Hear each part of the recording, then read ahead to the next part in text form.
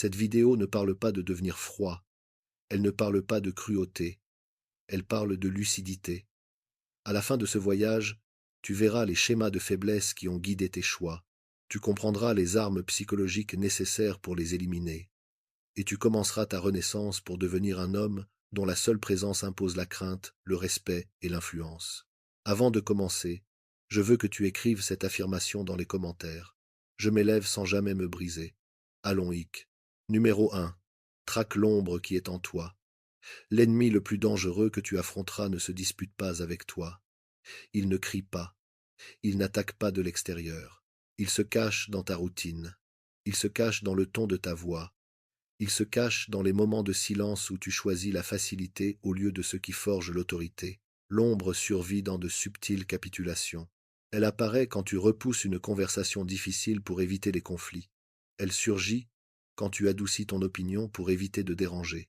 Elle resserre son emprise quand tu ressens un manque de respect, mais que tu te convaincs que tu exagères. Chaque petite retraite semble inoffensive.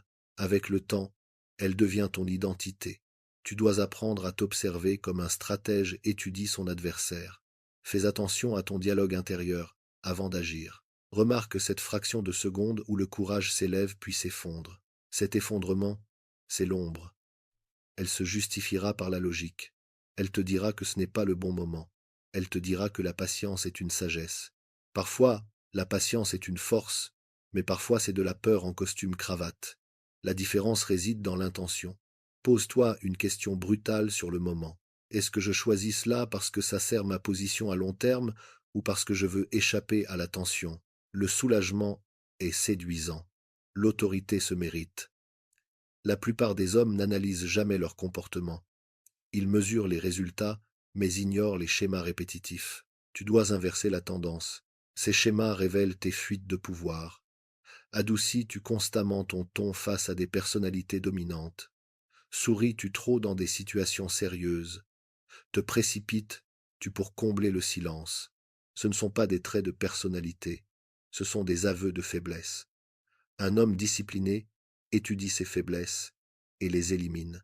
Commence à tenir un registre mental. Quand tu quittes une conversation en te sentant diminué, rejoue-la dans ta tête. À quel moment ta posture a-t-elle changé? À quel moment ta voix s'est-elle crispée? Où as-tu cédé du terrain sans t'en rendre compte? L'ombre prospère dans les comportements inconscients. La prise de conscience l'étouffe. Tu ne chasses pas les émotions, tu chasses les réactions qui réduisent ton influence. Il y aura des moments où tu ressentiras le besoin de te justifier inutilement. Fais une pause. Laisse le silence s'installer. Ressens l'inconfort sans chercher à le fuir. Cette tension est un entraînement. Chaque fois que tu résistes à l'envie de te faire petit, tu affaiblis l'ombre. Ce processus n'est pas spectaculaire. Il n'y a pas d'applaudissements. C'est chirurgical, précis, intime. Tu démantèles une version de toi-même conçue pour survivre et non pour diriger. Le mode survie t'apprend à te fondre dans la masse, à apaiser, à éviter la menace. Le mode commandement exige de la maîtrise de soi, de la franchise et une stabilité intérieure. Tu ne peux pas diriger ta vie en négociant avec tes insécurités. Le premier champ de bataille est intérieur, et il est impitoyable car il expose la vérité. Tu verras à quelle fréquence tu compromets tes principes pour préserver ton confort. Tu remarqueras à quelle fréquence tu cherches subtilement à être rassuré. Ne te juge pas. Étudie-toi, puis corrige le tir. Le pouvoir commence au moment où tu arrêtes de te mentir sur les raisons de tes actes. Quand tu élimines l'hésitation enracinée dans la peur, tes décisions prennent du poids. Quand tes actions s'alignent sur ton intention plutôt que sur ton anxiété, ta présence change. L'ombre perd de sa force à chaque fois que tu choisis l'alignement plutôt que la fuite. C'est ça la traque. Silencieuse, implacable, personnelle. Numéro 2. Transforme la colère en une domination silencieuse. La plupart des hommes confondent intensité et force. Ils haussent la voix, claquent les portes, bombardent de messages et croient s'être affirmés. Ce qu'ils ont réellement fait, c'est révéler leurs points faibles. À l'instant où quelqu'un peut te provoquer sur commande, il obtient l'accès à ton système nerveux, et cet accès est un moyen de pression. La version immature de toi-même réagit. La version évoluée absorbe. Quand quelqu'un te défie, te manque de respect ou tente de te rabaisser, une vague monte de ta poitrine à ta gorge. Cela semble urgent. Cela exige d'être libéré. Cette urgence est un test. Si tu la libères immédiatement, tu cèdes le contrôle. Si tu la contiens, tu la convertis en quelque chose de bien plus dangereux, la lucidité. Le calme sous la pression déstabilise les gens. Cela les force à remettre en question leur propre stabilité. Quand tu refuses de réagir, tu modifies le terrain psychologique. L'agresseur s'attend à des représailles. Il anticipe du bruit. À la place, il se heurte à un sang-froid glacial. Ce sang-froid devient de la domination. Cela ne signifie pas refouler ses émotions. Le refoulement t'empoisonne de l'intérieur. La conversion te renforce. Lorsque tu es provoqué, observe les détails.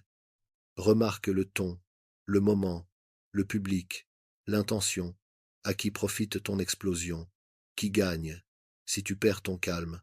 Dans bien des cas, le piège est conçu pour te soutirer une réaction émotionnelle qui affaiblit ta position. Ne la leur donne pas. Enregistre l'information. Chaque affront révèle quelque chose sur l'autre personne, ses insécurités, ses intentions, ses ambitions. Quand tu restes de marbre, tu récoltes des renseignements. Tu vois les schémas, tu identifies les motivations. Le contrôle émotionnel transforme le chaos en données. Il y a un pouvoir immense dans la réponse différée. Tu n'as pas besoin de répondre immédiatement. Tu n'as rien à prouver sur le coup. Créer de l'espace te donne l'avantage. Cela te permet de répondre de manière stratégique plutôt qu'impulsive. Quand tu finis par parler, tes mots frappent avec précision car ils sont choisis et non dictés par l'émotion. Les hommes qui se maîtrisent deviennent difficiles à manipuler. Pense à l'acier plongé dans le feu. S'il cède à la chaleur, il se déforme. S'il endure la chaleur en gardant sa structure, il devient plus fort. La pression n'est pas le problème. Le manque de discipline sous la pression l'est. Ton objectif n'est pas de paraître froid, c'est d'être inébranlable. Lorsque tu es insulté publiquement, maintiens le contact visuel. Ralentis ta respiration. Laisse ton silence s'étirer suffisamment longtemps pour renvoyer le malaise à son expéditeur. Puis réponds d'un ton mesuré ou ne réponds pas du tout. Ces deux options sont bien plus fortes qu'une éruption émotionnelle. Souviens-toi de ceci, l'imprévisibilité augmente l'influence. Quand les gens ne peuvent pas prévoir tes réactions, ils marchent sur des œufs. Quand ils savent que tu vas t'enflammer instantanément, ils contrôlent le rythme. La retenue émotionnelle bâtit ta prestance. La prestance attire le respect. Il y aura des moments où la colère sera justifiée. Même alors, choisis la manière de la transmettre plutôt que de la décharger. Une déclaration posée et livrée avec fermeté a beaucoup plus d'impact que des cris. L'autorité n'est pas une question de volume. L'autorité, c'est la certitude sans l'agitation. Tu n'élimines pas la passion, tu la raffines. L'homme mature canalise son intensité dans des actions disciplinées. S'entraîner plus dur, construire plus intelligemment, avancer stratégiquement. Il ne gaspille pas son carburant dans des éclats de voix. Il l'investit dans sa progression. Chaque fois que tu refuses de réagir de manière impulsive, tu reconquiers un territoire en toi-même. Je veux que tu laisses cette affirmation dans les commentaires. Le calme est un pouvoir. Numéro 3. Fais du rejet et de la trahison des armes. Le rejet n'est pas une fin. La trahison n'est pas une destruction. Ce sont des révélations. L'esprit immature interprète l'exclusion comme une preuve d'incompétence. Il intériorise l'abandon. Il se cherche des défauts. Il se demande « Qu'est-ce qui cloche chez moi ?» Cette question affaiblit la posture, déforme l'image de soi et ronge la confiance. Mais un homme discipliné pose une question différente. Il se demande « Qu'est-ce que cela m'apprend ?» Il y a toujours des informations cachées à l'intérieur d'une déception. Quand quelqu'un t'ignore, te rejette, te remplace ou te sous-estime, on te tend un miroir, non pas de ta valeur, mais de leur perception. La perception façonne les opportunités. Au lieu de t'effondrer dans ta fierté blessée, prends du recul et examine la situation. Qui a pris la décision? Quelles motivations les ont guidés? Quels signaux as-tu envoyés? Où ton positionnement hâté, il manquait de poids? Tu ne collectionnes pas les blessures, tu collectionnes les leçons. La trahison est encore plus instructive. Quand la loyauté est brisée, l'émotion monte rapidement. Le choc, la colère, l'incompréhension résistent à l'envie de réagir tout de suite. Fais une pause, éloigne-toi de la vague émotionnelle et analyse la structure qui se cache en dessous. Comment cette personne athée a eu accès à ta confiance? Quelles limites étaient floues? ou t'es-tu trop investi? Il ne s'agit pas de devenir paranoïaque, il s'agit de devenir pointilleux. Chaque échec est une matière première. La plupart des gens la gaspillent en rejouant des scènes dans leur tête, nourrissant ainsi le ressentiment. Ce ressentiment consomme de l'énergie sans produire de croissance. Les hommes stratèges le convertissent en réajustement. Tiens un registre mental, non pas pour faire une fixation, mais pour comprendre qui a mal jugé ton potentiel, qui a sous-estimé tes capacités, qui a supposé que tu resterais au point mort. Note leurs suppositions, non pas pour te venger, mais pour t'en servir comme carburant. Il y a quelque chose de puissant dans l'ascension silencieuse après avoir été rejeté. Quand tu t'améliores en silence et que tu reviens plus fort, le changement est indéniable. Ceux qui ont douté de toi le ressentent sans que tu n'aies à dire un mot. Il ne s'agit pas de leur prouver publiquement qu'ils avaient tort. Il s'agit de te prouver ta propre discipline en privé.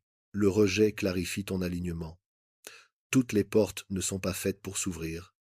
Tous les partenariats ne sont pas faits pour durer. Si quelqu'un quitte ton chemin, demande-toi si son absence supprime une distraction. Parfois, une perte est un filtre. L'autorité grandit quand tu arrêtes de courir après ce qui s'éloigne. Si une opportunité t'échappe, perfectionne tes compétences, aiguise ton art, augmente ton pouvoir de négociation, fais en sorte qu'il soit difficile de t'ignorer la prochaine fois. La croissance est la réponse la plus intimidante face au rejet. En cas de trahison, élève tes exigences, ajuste tes limites. La confiance ne doit pas être aveugle, elle doit être mesurée. Tu peux rester ouvert sans être naïf. Tu peux rester serein sans être cynique. La force n'est pas l'absence de blessure. C'est le refus de laisser la blessure dicter ton comportement. Chaque cicatrice peut soit te définir, soit t'instruire. Choisis l'instruction. Laisse la déception te faire mûrir au lieu de te rabaisser. Laisse la perfidie t'enseigner le discernement au lieu de l'amertume. Tu n'es pas ici pour être validé par l'acceptation des autres. Tu es ici pour forger ta résilience dans l'adversité. Ceux qui t'ont mal jugé aujourd'hui assisteront peut-être un jour à ton ascension. Qu'ils applaudissent ou restent silencieux n'a aucune importance. Ce qui compte, c'est que tu aies transformé la friction en force, que, laisse cette affirmation dans les commentaires, la douleur forge la puissance. Numéro 4. Tue le masque social. Il existe une version de toi qui n'est là que pour la vitrine. Elle sourit sur commande. Elle hoche la tête pour approuver. Elle ajuste son ton en fonction des personnes présentes dans la pièce. Elle censure ses opinions pour rester présentable. Cette version a été construite pour survivre aux environnements sociaux, pas pour les dominer. Le problème n'est pas l'adaptation, le problème est la dépendance. Quand ton identité change pour plaire à chaque public, tu perds ton centre de gravité, tu deviens lisible, prévisible, facile à manipuler. Les gens sentent quand ton comportement est calibré pour obtenir leur approbation. Ils ne le diront peut-être pas à voix haute, mais ils l'enregistrent. Et une fois qu'ils l'ont enregistré, ton autorité chute. L'homme discipliné ne joue pas un rôle. Il se présente tel qu'il est. La présence est ancrée. La performance est anxieuse. Si tu surveilles constamment les réactions, si tu scrutes les visages, si tu cherches des micro-validations, si tu ajustes ta posture pour t'attirer les bonnes grâces, tu es en train de négocier ta présence. La négociation réduit ton poids. Quand tu entres dans une pièce, tu ne devrais pas chercher l'approbation du regard. Tu devrais être ancré dans ce que tu es et ce que tu défends. Cela nécessite un alignement interne. Demande-toi à quel moment tu exagères tes histoires pour paraître impressionnant. Remarque à quel moment tu adoucis la vérité pour éviter les désaccords. Observe à quel moment tu ris de choses qui ne t'amusent pas juste pour t'intégrer. Ces micro-ajustements effritent ta solidité. Tu n'as pas besoin d'être désagréable. Tu dois être authentique, sans jamais t'en excuser. Il y a de la puissance dans le fait de dire moins, tout en signifiant plus. Quand tu parles avec clarté plutôt qu'avec des fioritures, les gens t'écoutent différemment. Quand tes mots ne sont pas enrobés par le désir de plaire, ils portent une vraie densité. Le mystère amplifie l'influence. Tu ne dois pas à tout le monde un accès total à tes pensées, tes ambitions ou tes projets. Le fait de trop se livrer est souvent déguisé en création de liens, mais cela peut diluer ta présence. Quand les gens connaissent chaque mouvement que tu as l'intention de faire, ils cessent de respecter ton côté imprévisible. La retenue crée l'intrigue. Cela ne signifie pas s'isoler. Cela signifie se dévoiler de manière intentionnelle. Choisis ce que tu révèles. Choisis quand tu le révèles. Laisse de la place à l'interprétation. Le silence, lorsqu'il est délibéré, modifie la dynamique. La confiance est silencieuse, car elle n'a pas besoin d'être constamment renforcée. Si tu te surprends à expliquer tes décisions à plusieurs reprises pour être compris, fais une pause. Expose ton raisonnement une seule fois. Maintiens-le. La surexplication est un signe de doute. Est incertitude, même dans le désaccord, force l'attention. Éliminer, le masque social peut sembler inconfortable au début.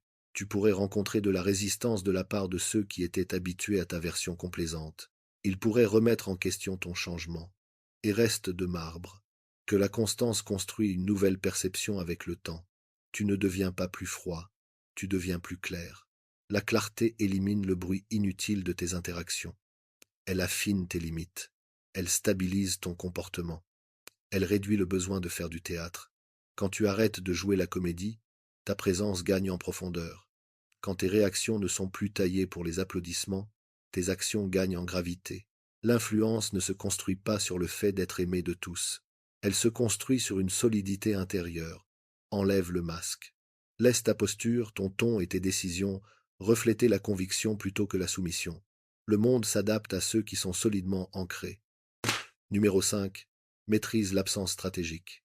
La visibilité constante n'est pas une force, c'est de la vulnérabilité. L'instinct immature te dit d'être toujours présent, toujours disponible, toujours visible. Il te murmure que si tu prends du recul, on t'oubliera. Alors tu réponds immédiatement. Tu te montres partout. Tu te rends accessible en permanence. Et sans t'en rendre compte, tu réduis ta propre valeur. La rareté crée du poids. La surexposition crée de la familiarité. Et la familiarité, lorsqu'elle n'est pas gérée, érode ton impact. Quand tu es toujours dans les parages, ta présence devient un bruit de fond. Les gens cessent de t'attendre. Ils cessent de respecter ton temps. Ils tiennent ton accessibilité pour acquise. La banalisation abaisse ton statut. L'absence stratégique n'est pas un repli par peur. C'est une distance calculée. Il y a des moments où prendre du recul augmente l'influence bien plus que d'aller de l'avant. Quand une conversation devient chaotique, le silence déplace l'attention. Quand un groupe devient dépendant de tes interventions constantes, la retenue les force à reconnaître ta contribution. Quand quelqu'un s'attend à des réponses instantanées, une réponse différée réinitialise les limites. La distance bâtit l'importance. Si tu remarques que les autres traitent ton temps à la légère, ajuste ta disponibilité. Si tu sens que ton attention est considérée comme acquise, réduis-la, non pas pour manipuler, mais pour recalibrer. La présence doit être intentionnelle, pas habituelle. Quand tu entres moins souvent dans une pièce, ton arrivée dégage plus d'énergie. Quand tu parles après avoir écouté plus longtemps que les autres, tes mots ont plus de signification. Quand tu choisis tes moments avec soin, tu façonnes la perception des autres. Ce principe s'applique au-delà de l'espace physique. Il s'applique à la communication, à l'attention et même à l'investissement émotionnel. Ne consacre pas trop de ton attention à des personnes qui ne l'ont pas mérité. N'inonde pas les autres de mises à jour constantes sur tes projets. Laisse les résultats parler avant de faire des annonces. Le silence peut être une affirmation. Dans les négociations, dans les désaccords, lors d'interactions intenses, la personne qui peut tolérer le silence guide souvent la direction des débats. Si tu te précipites pour combler chaque vide, tu cèdes le contrôle. Si tu restes posé et que tu laisses la pause respirer, les autres révéleront plus que ce qu'ils avaient prévu. L'absence renforce également la discipline. S'éloigner du bruit permet d'y voir plus clair. S'éloigner de la validation sociale aiguise l'autonomie. Quand tu n'es pas constamment en train de réagir aux sollicitations extérieures, tu regagnes de l'espace mental pour élaborer des stratégies. Tu n'as pas besoin d'annoncer ta prise de distance. Réduis discrètement les expositions inutiles. Redirige cette énergie vers le développement de tes compétences, ton entraînement physique, ta planification stratégique. Laisse tes progrès s'accumuler à l'abri des regards, pour revenir plus fort, plus vif, plus maître de toi. Le contraste parlera plus fort que n'importe quelle déclaration. Il y a un pouvoir dans l'imprévisibilité. Si les autres ne peuvent pas anticiper le moment où tu vas intervenir, ils traitent chaque interaction avec plus d'attention. Constance dans le caractère, imprévisibilité dans le tempo. Cette combinaison force le respect. Il ne s'agit pas de jouer à des jeux. Il s'agit de gérer la perception. Il s'agit de s'assurer que ta présence conserve son impact au lieu de devenir une routine. Disparaît quand il n'y a rien à gagner. Apparaît quand cela compte vraiment. C'est ça, l'absence stratégique. Numéro 6. Forge une souveraineté intérieure absolue. Il y a une différence entre exister librement et vivre gouverné par ses pulsions. Beaucoup d'hommes se croient indépendants simplement parce que personne ne leur donne d'ordre. Pourtant, ils se réveillent dominés par leurs humeurs, leurs envies, les distractions et la pression extérieure. Ce n'est pas ça la liberté, c'est le chaos déguisé en autonomie. La souveraineté intérieure commence au moment où tu arrêtes de négocier avec tes bas instincts. Si tu te promets de te réveiller tôt et que tu romps cette promesse, tu affaiblis ton autorité. Si tu fixes une limite et que tu la plies ensuite pour éviter les tensions, tu dilues ta crédibilité. Si tu t'engages à respecter un standard et que tu le compromets par commodité, tu t'entraînes à accepter l'inconstance. L'autodiscipline exige une rigueur qui ne dépend pas de l'émotion. Tu ne t'entraînes pas uniquement quand tu es motivé. Tu passes à l'action parce que c'est prévu. Tu ne maintiens pas tes principes uniquement quand cela t'arrange. Tu les respectes parce qu'ils te définissent. Quand tes actions s'alignent sur tes principes affichés, quelque chose bascule à l'intérieur. Tu commences à te faire confiance. La confiance en soi construit la stabilité. Sans elle, chaque défi semble plus lourd. Avec elle, les obstacles deviennent gérables car tu sais que tu n'abandonneras pas ta propre structure sous la pression. Crée-toi un code d'honneur personnel, pas de vagues idéaux, des standards clairs et mesurables. Décide de la façon dont tu parles. Décide de ta façon de réagir face au stress. Décide de la manière dont tu traites ton corps, ton temps, tes engagements. Écris ces règles si nécessaire. Rends-les concrètes. Puis, fais-les respecter. Cette mise en application ne fait pas de bruit. Elle est silencieuse et constante. Quand la tentation surgit, tu ne débats pas sans fin. Tu te remémores ton code et tu agis en conséquence. À chaque fois que tu vas jusqu'au bout, ton autorité interne se renforce. Le contrôle extérieur perd son emprise sur un homme qui se gouverne lui-même. La pression sociale s'efface quand tu as défini tes propres attentes. Les modes sociaux perdent de leur influence quand ta direction est claire. Les turbulences émotionnelles perdent leur pouvoir quand ta discipline reste inébranlable. Il y aura des moments où maintenir tes standards t'isolera. Accepte que tout le monde ne comprendra pas ton refus de faire des compromis. Certains interpréteront ta fermeté comme de l'arrogance. Laisse-les faire. La souveraineté n'est pas faite pour plaire. Elle est faite pour stabiliser. Quand ta structure interne est solide, ta présence change. Tu avances avec intention. Tu parles avec conviction. Tu ne remets pas en question chaque décision, car tes choix sont enracinés dans des valeurs définies plutôt que dans des sentiments éphémères. L'impulsion faiblit. Ah, la concentration s'aiguise. Ce n'est pas de la rigidité, c'est de la clarté. Tu peux adapter tes stratégies sans abandonner tes principes. Tu peux rester flexible dans la tactique tout en restant ferme dans ton identité. L'homme discipliné ne permet pas aux circonstances de dicter qui il devient. Il choisit d'abord qui il est, puis il navigue dans le monde à partir de cette fondation.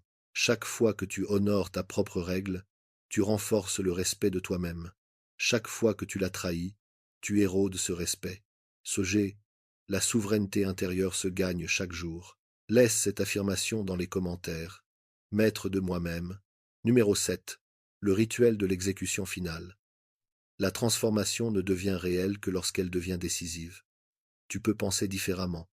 Tu peux ressentir différemment. Tu peux même agir différemment pendant quelques jours. Mais s'il n'y a pas de rupture nette entre celui que tu étais et celui que tu deviens, l'ancienne identité persiste. Elle attend. Elle étudie tes moments de faiblesse. Et quand la pression monte, elle revient. C'est pourquoi la dernière étape n'est pas théorique. Elle est symbolique et pratique. L'exécution signifie la séparation. Tu dois tracer une ligne dans ta vie que tu ne franchiras plus jamais. Pas discrètement, pas par hasard, mais délibérément. Ta version immature a survécu grâce à des habitudes, des nuits blanches sans but, des distractions constantes, la tolérance du manque de respect, la recherche d'attention. Si ces schémas restent dans ton environnement, ils le ressusciteront. Élimine ce qui nourrit la faiblesse. Regarde ton environnement. Y a-t-il des routines qui renforcent la paresse? Élimine-les. Y a-t-il des fréquentations qui normalisent la médiocrité? Réduis leur accès à ta vie. Tes habitudes numériques drainent, elles, ta concentration. Coupe-les net. Il ne s'agit pas de faire des gestes dramatiques pour sauver les apparences. Il s'agit d'un changement structurel. Un rituel marque un engagement. Il peut être privé, il peut être simple, mais il doit être intentionnel. Écris les traits de caractère que tu laisses derrière toi. L'hésitation, le fait de trop s'excuser, l'instabilité émotionnelle, l'inconstance. Reconnais-les sans honte, puis déclare leur fin. Dis-le à voix haute. Il y a un pouvoir dans le fait d'entendre sa propre voix définir son avenir. Quand tu formules une norme verbalement, elle devient plus concrète. Tu ne penses plus au changement, tu le déclares. À partir de ce moment-là, tes décisions doivent s'aligner sur l'homme que tu es en train de construire. Quand tu es tenté de faire marche arrière, fais une pause et demande-toi, ce choix appartient-il à mon ancienne identité ou à la nouvelle? Cette simple question stoppe la régression. Elle force la prise de conscience avant l'action. Ta version précédente ne disparaîtra pas en silence. Elle tentera de négocier. Elle te murmurera qu'un seul compromis n'a pas d'importance. Elle te fera croire que la discipline peut attendre demain. Ne débat pas. Ne rationalise pas. Rejette-la immédiatement. La constance solidifie l'identité. Chaque action alignée renforce les nouvelles fondations. Chaque refus de trébucher renforce la transition. Avec le temps, ce qui demandait autrefois des efforts devient un instinct. Ce qui te semblait autrefois inconfortable devient naturel. L'exécution n'est pas une question de haine de soi, c'est une question de sélection de soi.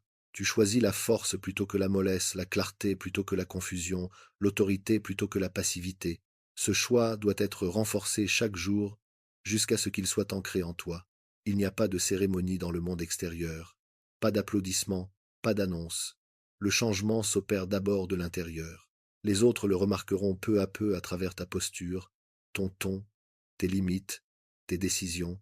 La version immature s'efface, non pas parce que tu la méprises, mais parce que tu as grandi au-delà d'elle. C'est la séparation définitive. Maintenant, je veux que tu laisses cette affirmation dans les commentaires. Le petit garçon est parti. Si tu es resté avec moi jusqu'à ce moment précis, c'est que quelque chose en toi est déjà en train de changer. Tu as vu l'ombre. Tu as ressenti la tension entre celui que tu as été et celui que tu es capable de devenir. Et maintenant tu comprends quelque chose que la plupart des hommes n'acceptent jamais. Le pouvoir ne se donne pas. Il se construit de l'intérieur, décision après décision. Détruire le garçon qui est en toi n'est pas une question de cruauté, c'est une question de maîtrise. Il s'agit de refuser de laisser la peur dicter ton ton de voix, ta posture, tes standards ou ton avenir. Il s'agit de mettre fin au cycle de l'hésitation, des failles émotionnelles et de la trahison silencieuse de soi-même.